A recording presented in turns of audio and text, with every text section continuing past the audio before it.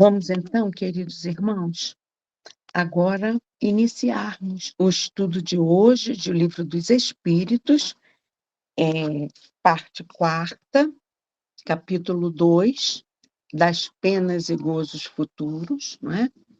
Nós vamos dar continuidade ao subtítulo Penas Temporais. Para iniciarmos, vamos lembrar que o nosso mestre nos disse que o Pai nos deu várias moradas, não é? Nós vamos habitar as moradas adequadas ao nosso desenvolvimento espiritual, para que a gente pudesse entender melhor essa escala evolutiva dessas moradas. A doutrina espírita dividiu-as para nós em mundos primitivos, mundos de provas e expiações, como é o nosso planeta ainda, em transição para um mundo de regeneração, né? Depois viriam os mundos ditosos ou felizes, e, por último, os celestes ou divinos. Essa primeira imagem aí nos traz a imagem do planeta Júpiter, né? De todos os planetas, o mais adiantado em todos os sentidos é Júpiter. É o reino exclusivo do bem e da justiça, porque só tem bons espíritos. Esse é um dado que nós retiramos da Revista Espírita de 1858, no mês de março. Então, nós vamos, a seguir, lermos um trecho extraído da Revista Espírita de maio de 1858, onde foi publicado uma entrevista espiritual com o compositor Mozart, que desencarnou em 1791. Ele foi um famoso menino prodígio, né, o Mozart. Aos 4 anos, ele já tocava de cor e aos 5, ele já compunha. Nessa entrevista, ele declara que, quando estou em boas disposições e inteiramente só durante o meu passeio, os pensamentos musicais me vêm com abundância. Ignoro de onde procedem esses pensamentos e como me chegam. Nisso não tenho a mínima vontade. Quer dizer, a conexão dele, né, com os espíritos mais elevados ainda é direta.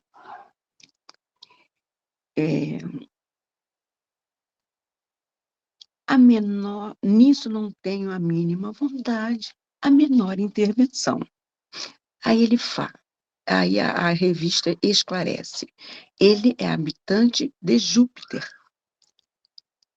E aí, ele revela no final da entrevista um trecho que nos dá uma ideia da condição, né, desse mundo criado pelo Pai no nosso sistema solar, sendo o mais evoluído do nosso sistema, né? Aí ele diz assim: onde habito, há melodia em toda parte, no murmúrio das águas, no ciciar das folhas, no canto dos ventos. As flores rumorejam e cantam. Tudo produz sons melodiosos. Aí ele nos deixa uma recomendação. Sê bom. Alcança este planeta pelas tuas virtudes. Ou seja, precisamos de esforço para chegarmos lá, né, meus irmãos? Assim, vamos iniciar com a questão 985. Constitui recompensa a reencarnação da alma em um mundo menos grosseiro?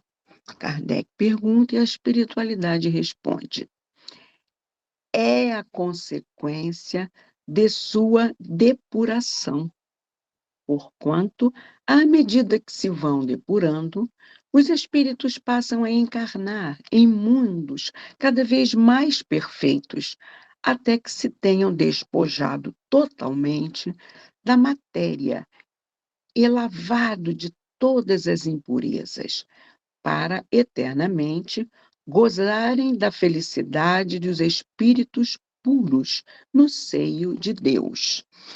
Essa é a resposta da espiritualidade.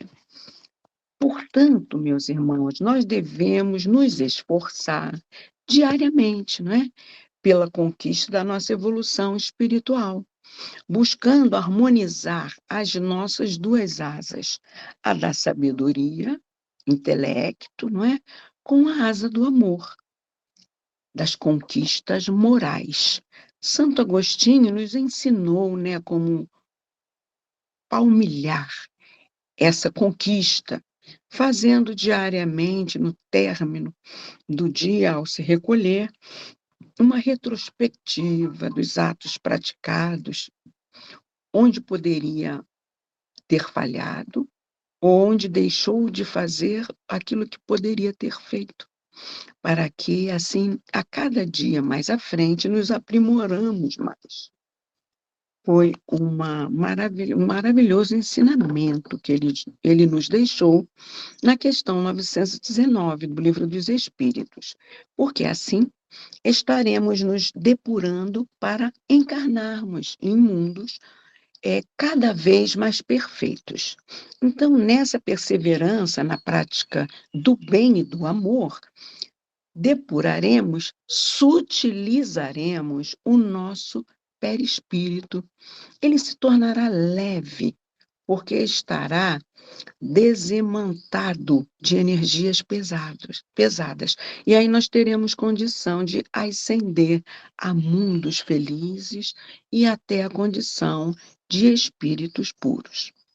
Para entendermos melhor, Ramatiz nos diz, lá no livro O Sublime Peregrino, né, que para habitar entre nós em sua missão de ser guia e modelo, devido à sua condição angélica, Jesus precisou de 1000 anos de descenso vibratório, ou seja, para adensar o seu perispírito e conseguir aqui encarnar em nosso denso planeta.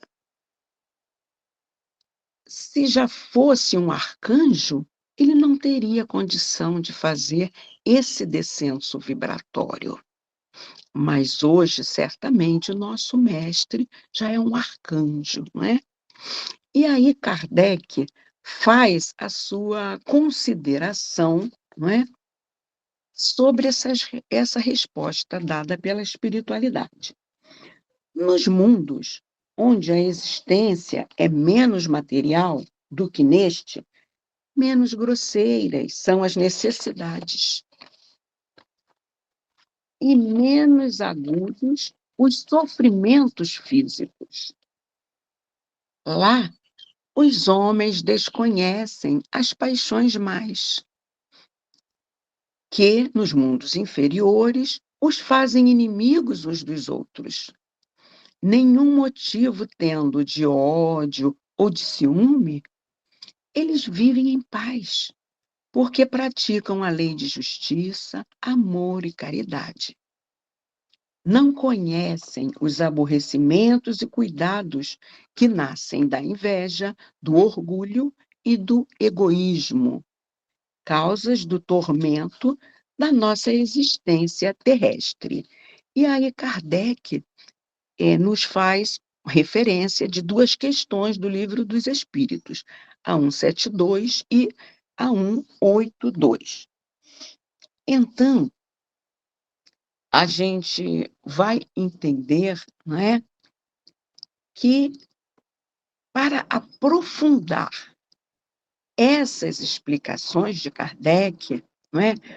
A espiritualidade vai ampliando, rasgando os véus para a gente, de como isso se dá, não é? Então, através da mediunidade do nosso querido Chico, logo no nosso lar, né? Ele conta que o idioma falado lá em nosso lar é o português, e seus habitantes tomam sopinha ainda na colônia. Ainda há essa necessidade no perispírito deles, né? Tem um relato da dona Laura, em que a senhora que André Luiz ficou hospedado na casa dela, lá na colônia Nosso Lar, que ela recebe uma neta que houvera desencarnado por tuberculose e que estava muito revoltada. Por ser jovem, ela estava noiva, ela tinha sonho do casamento, então ela estava muito revoltada. E aí a dona Laura vai explicar ao André Luiz que ela não poderá sentar-se à mesa com eles. Por quê? Porque aquelas emanações fluídicas da jovem, venenosas, poderiam afetar o alimento, fazendo mal àqueles que dele fossem fazer uso. Olha quanto ensinamento, não é? Em contrapartida, na colônia que está o doutor Bezerra de Menezes, a comunicação é mente a mente, não é? E lá eles não precisam se alimentar. Agora vamos ver por que Kardec nos referenciou, primeiramente, a questão 172 do Livro dos Espíritos. Nela vem o esclarecimento que as nossas existências corporais vivemos-las em diferentes mundos, como nós iniciamos o relato de hoje, né? Do nosso estudo. As que aqui passamos, a espiritualidade complementa, não são as primeiras, nem as últimas. São, porém, das mais materiais e das mais distantes da perfeição. Porém, a gente vai ver que lá na questão 182 vem o complemento. À medida que o espírito se purifica, o corpo que o reveste se aproxima igualmente da natureza espírita, como Kardec havia falado, entendeu? Então, é preciso acrescentar que a nossa depuração, ela passa pelo esforço, meus irmãos, mas também pela dor, não é? Assim, Chico, primeiro vamos falar do nosso querido doutor Bezerra, não é? Doutor Bezerra, ele viveu na matéria, mas não deixou ser dominado por ela. Ele foi médico, ele, depois de formar-se na Faculdade de Medicina do Rio, ele aprimorou-se, não é, na homeopatia. Ele foi político sem se corromper. Ele foi um grande líder do espiritismo iniciante no Brasil, não é? Antes mesmo de ser espírita, ele fazia tanta caridade com a prática da medicina, não é?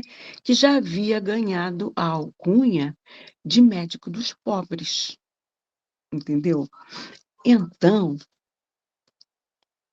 esse homem maravilhoso passou por todas as dores que nós aqui passamos no nosso dia a dia, por ser um planeta de provas e expiações. Ele perdeu o filho. Então, no término da vida, ele estava pobre, pobre materialmente, mas rico espiritualmente. Não é verdade? Chico Xavier, meus irmãos, contou que em 1950 ocorreu no plano espiritual uma reunião para homenagear os 50 anos da desencarnação do doutor Bezerra. Nessa assembleia de mais alto, uma estrela luminescente deu sua presença. Era Celina, a enviada de Maria, que leu a mensagem da Mãe Santíssima para Bezerra, promovendo a uma tarefa maior e uma esfera mais alta. O doutor Bezerra ficou muito emocionado. Ele chorou, ajoelhou-se em agradecimento, né? E entre lágrimas, mais a graça recebida, agradecendo aquela graça.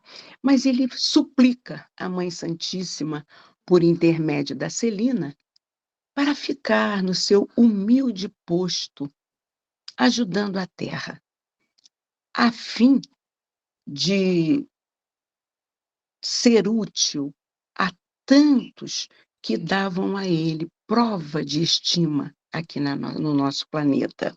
E aí Celina sobe, não é? E depois ela, mais uma vez, materializa-se ali e fala para ele que Nossa Senhora disse que sim, que Bezerra ficasse no seu posto o tempo que quisesse, e sempre sob suas bênçãos. Então, ele foi um humílimo servo de Deus. E isso é que nós precisamos ter muita humildade para um dia podermos alçar, né, condições melhores, evolutivas. Vamos à questão 986. Pode o espírito que progrediu em sua existência terrena reencarnar alguma vez no mesmo mundo? E a espiritualidade responde: sim, desde que não tenha logrado concluir a sua missão, pode ele próprio pedir-lhe seja dado completá-la em nova existência. Mas então, já não está sujeito a uma expiação. E ele faz referência, né, à questão 73. Bom, Miramês, no livro Filosofia Espírita, volume 20, capítulo 17, nos esclarece que a Terra é um planeta de provas e expiações, no entanto, não somente espíritos dessa natureza devem ocupá-la. Dentre eles, almas de grande porte espiritual desejam ajudar os espíritos nela encarnados com o seu trabalho e exemplo enobrecido. É isso, não é, meus irmãos, que dá autoridade moral. Essa é a renúncia dos seres transcendentais. E a gente tem inúmeros, não é? Nosso querido Chico, Madre Teresa, Irmã Dulce, Divaldo Pereira Franco, Emmanuel, que foi mentor de Chico e reencarnou no interior de São Paulo por volta dos anos 2000. Isso foi confirmado por Divaldo. O Chico já havia dito que ele reencarnaria e Divaldo confirmou. E ainda que ele vai atuar na área da educação. E essa questão 173 referida, ela vai confirmar exatamente isso, a possibilidade desses seres que já estão mais evoluídos voltarem aqui, né? Mas em missão, para nos auxiliar, nós que estamos mais na retaguarda. Vamos então à questão 987. Vamos avançar, Itamar? Isso. Que sucede ao homem que, não fazendo mal, também nada faz para libertar-se da influência da matéria? E a espiritualidade responde: pois que nenhum passo dá para a perfeição tem que recomeçar uma existência de natureza idêntica à precedente. Fica estacionário, podendo assim prolongar os sofrimentos da expiação, entendeu? Assim, nós vamos entendendo que nós sabemos que o espírito não retrograda, já aprendemos isso, mas também já entendemos que reencarnamos para ver executar o nosso progresso espiritual. Portanto, se não envidamos esforços no sentido de nosso burilamento, nós estaremos na contramão, não é, da lei do progresso, que nos impulsiona, ou pelo amor ou pela dor, a progredirmos. E assim, se a gente teima em ficar estacionado, não é? Nós vamos, assim, prolongar os sofrimentos da expiação. É por isso que a todos é dado, porque o Pai ama a todos os seus filhos, as mesmas oportunidades, mas ele respeita o nosso livre-arbítrio. Se nós fizermos opções distantes das leis do Pai, nós vamos chegar ao mesmo objetivo do arcanjo, né? Que todos evoluiremos do átomo ao arcanjo em maior tempo do que aquele que buscou, se esforçou cumprir as leis do Pai. Né? Lá na questão 642 do Livro dos Espíritos, meus irmãos, Kardec pergunta: para agradar a Deus e assegurar a sua posição futura, bastará que o homem não pratique o mal? E aí a espiritualidade responde: não. Cumpre-lhe fazer o bem, no limite de suas forças, porquanto responderá por todo o mal que haja resultado de não haver praticado o bem. Então, é preciso que nos libertemos da influência da matéria. E isto passa pelo entendimento que estamos aqui na matéria, mas somos espíritos imortais. Portanto, daqui só levaremos as virtudes ou imperfeições que acumulamos. Se perdemos tempo, uma encarnação que nos é dada para impulsionar o nosso progresso, a gente vai aumentar, não é? Vamos dar mais voltas para esse nosso progresso evolutivo. Segundo os ensinamentos de Jesus, não é? Devemos amar a Deus sobre todas as coisas e ao próximo, né, como a ti mesmo, consistindo tal instrução na base fundamental da caridade. Fora da caridade não há salvação, mas se ficarmos de braços cruzados, a gente não tem como operar, esforçar na caridade. E há tanta coisa a ser feita, não é, meus irmãos? Paulinho, você quer colocar, querido, alguma coisa? Pode falar, meu irmãozinho. É rápido, não? Aí os espíritos deixam claro, né, que a gente não erra só em fazer o mal, mas também por omissão, em conhecer o bem, ser bonzinho, ficar paradinho e não fazer nada. Uhum, É necessário que a gente coloque o bem em ação, em isso. atividade. Porque senão ele não serve de nada, né? Ficar guardadinho na cabeça na forma de conhecimento. A gente vai estar errando por omissão, assim como funcionário público, né? Várias Uhum. pessoas erram por omissão, né? E são condenados por isso. Perfeito, Paulinho. Vamos avançar para a questão 988. Há pessoas cuja vida se escoa em perfeita calma, que nada precisando fazer por si mesmas, se conservam isentas de cuidados. Provocará essa existência ditosa que elas nada têm, perdão, provará essa existência ditosas que elas nada têm que expiar de existência anterior? Aí a espiritualidade responde: conheces muitas dessas pessoas? Enganas-te se pensas que as há em grande número. Não raro, a calma é apenas aparente.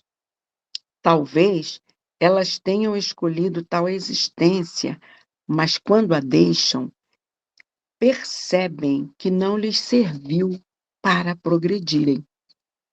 Então, como preguiçoso, lamentam o tempo perdido. Sabei que o espírito não pode adquirir conhecimentos e elevar-se senão exercendo a sua atividade. Se adormece na indolência, não se adianta.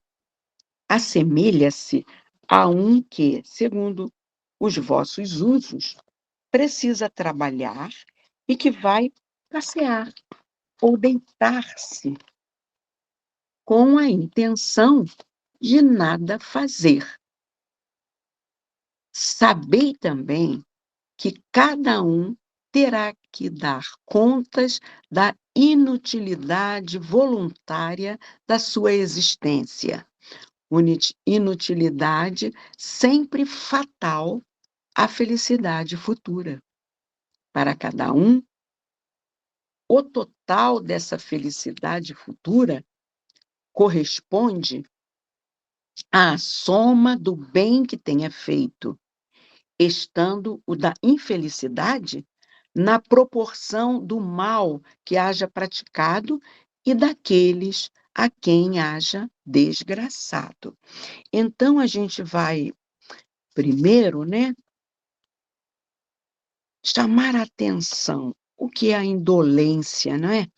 É aquela falta de disposição física ou moral.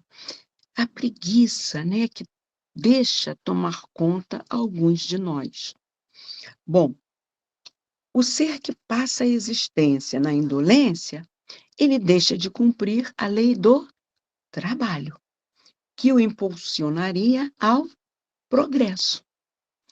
Lá no livro O Consolador, psicografia do Francisco Cândido Xavier, pelo nosso querido Emmanuel, na questão 86, Emmanuel nos dá o seguinte esclarecimento: as aquisições de cada indivíduo resultam da lei do esforço próprio, no caminho ilimitado da criação. Então, meus irmãos, nada é fictício na criação de Deus. Tudo se transforma, tudo progride, né? E ele continua: destacando-se daí as mais diversas posições evolutivas das criaturas e compreendendo-se que tempo e espaço são laboratórios divinos, onde todos os princípios da vida são submetidos às experiências do aperfeiçoamento, de modo que cada um deva a si mesmo todas as realizações no dia de aquisição dos mais altos valores da vida. Ou seja, a reencarnação, ela nos é dada por misericórdia de Deus, exatamente para nos impulsionar ao progresso. Chico Xavier, ele nos diz que nesse esforço do progresso que precisamos empreender, passamos por dores às vezes, não é? Então, certa vez, ele respondendo sobre a importância das dores para o nosso progresso espiritual, ele disse que seria preciso gastar muita água para o nosso progresso. Aí aqueles que estavam lá ouvindo perguntaram: como gastar água, Chico? Aí ele respondeu, né? Através das lágrimas que derramamos e do suor que despendemos no trabalho, né?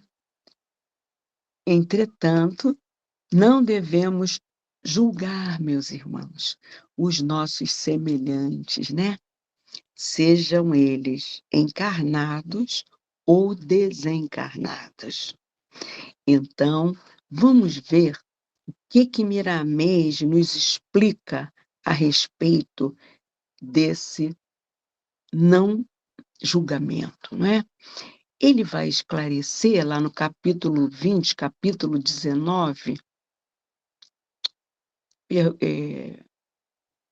volume 20, capítulo 19, que se passamos por existências nas quais nada sofremos, como se diz na terra, na paz de Deus, isto pode ser um descanso da alma, para depois, em outras etapas, suportar o peso de tribulações sem conta. Vamos lembrar, né, meus irmãos, que o Pai só nos dá o fardo que temos condição de carregar. E Miramês ainda acrescenta: o preguiçoso, aparentemente, é calmo. No entanto, dentro dele estão fomentando forças para eclodir, energias para o futuro, em direção à sua libertação espiritual. Então, certa vez, meus irmãos, eu ouvi de um palestrante que o indolente de hoje, ele pode ter sido um espírito nobre do passado, acostumado a ser servido em tudo. Ele não está acostumado a fazer, ele está acostumado que os outros façam por ele. Então, ele precisa de um tempo para reaprender a botar a mão na massa, a se esforçar, a trabalhar, entendeu? Há muitos mistérios, não é? Por isso a gente não pode julgar, só a sabedoria de Deus, não é? Vamos então para a nossa última questão, a 989. Pergunta Kardec: pessoas há que, se bem não sejam positivamente mais, tornam infelizes pelos seus caracteres todos os que as cercam. Que consequências lhes advirão disso? E aí a espiritualidade responde: inquestionavelmente, essas pessoas não são boas. Expiarão suas faltas, tendo sempre diante da vista aqueles a quem infelicitaram, valendo-lhes isso por uma exprobração, ou seja, uma reprimenda, né, meus irmãos? Depois, noutra existência, sofrerão o que fizeram sofrer. Então, afinal, a cada um a gente não sabe que é dado segundo suas obras? Já aprendemos isso, né? Daí a recomendação do mestre, não é? Vigiai e orai, reconciliai com vosso adversário, enquanto estais com ele a caminho. É muito mais fácil uma reconciliação assim do que ter um inimigo desencarnado, que poderá nos imprimir, não é? Dores bem mais difíceis de serem superadas, não é? Além do que, os nossos pensamentos vão atrair as entidades que vibram com aquelas energias que estamos emitindo. Nós é que os atraímos. Mas o Pai, respeita o nosso livre-arbítrio. Então, a gente é advertido que devemos trabalhar na intimidade do nosso coração o despertamento da razão, apurada em sentimentos elevados, para sabermos exercer o nosso livre-arbítrio com discernimento do que pensar, de como falar e de como agir. Na dúvida, a gente deve se questionar: eu gostaria que fosse feito comigo o que venho fazendo? Como venho reagindo diante das coisas que eu passo na vida? Isto é buscar, meus irmãos, colocar em prática o amar ao próximo como a si mesmo. Então, sabedores que toda ação gera uma reação compatível, Miramês esclarece e aconselha. Existem muitos meios de fazer os outros sofrer. No entanto, Deus nos mostra variadas possibilidades de recuperação. Os esforços neste sentido ainda são poucos. No entanto, se a perseverança aumentar cada vez mais, os esforços também aumentarão. A gente vai percebendo que o que antes era difícil, eu voltar atrás numa posição, já vai passar a tornar-se mais natural. Aprender a respeitar a opinião do meu irmão. Quantas pessoas são tão agressivas e, com isso, elas amealham inimigos até para outras existências, não é? Então, a gente tem que procurar a força do perdão, esquecendo as faltas, procurar desculpar a quem por acaso nos ofendeu, para que, em outra encarnação, não venhamos sofrer as consequências, não é, meus irmãos? O apóstolo Paulo, em Hebreus, capítulo 12, versículo 1, ele disse que é sobre as testemunhas, né, a nuvem de testemunhas que nos assistem, não é? Referindo-se aos espíritos que nos observam e que nos alcançam onde estivermos. Portanto, nada de estacionar na síndrome da Gabriela. Eu nasci assim, eu cresci assim, você sempre assim, vocês vão ter que me aturar como eu sou. Nada disso.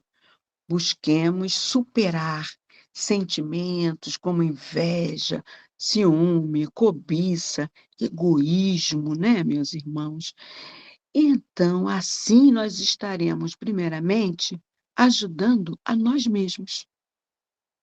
Assim, estaremos vivenciando o Evangelho do Mestre, que nos protege de todas as trevas e ainda nos ensina a amar. Foi esse o nosso entendimento das questões que hoje podemos estudar.